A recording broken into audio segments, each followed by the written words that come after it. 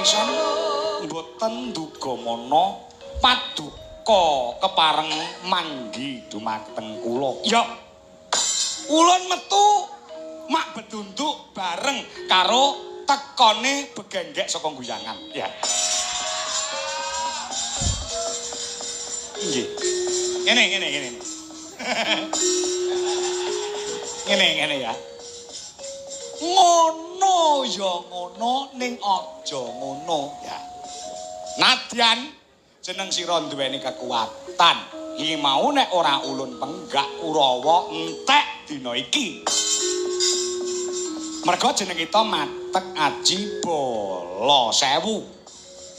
Aku Kurawa mau unta nadyan to cacahe 100 ora bakal kuwawa nandingi kekuataning Nata Indrawati Prabu Kresna. Nggih. Nah, yen to ki mau mok tutukake kowe bakal ngowahi kodrate Gusti ingkang akarya jagat. Arepa dikaya ngapa lan kepiye Narayana? Bratayuda tetepa bakal dadi.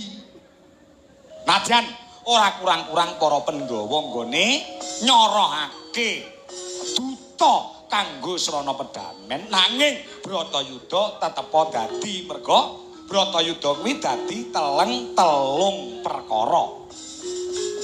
Siji, tagih tinanggih ing antarané utang piutang, angka 2 luwaring nadar utawa kaul, angka 3 pambrastane murka. Kuwi dumuntung ana ing Bratayuda Jaya Binangun isih akeh.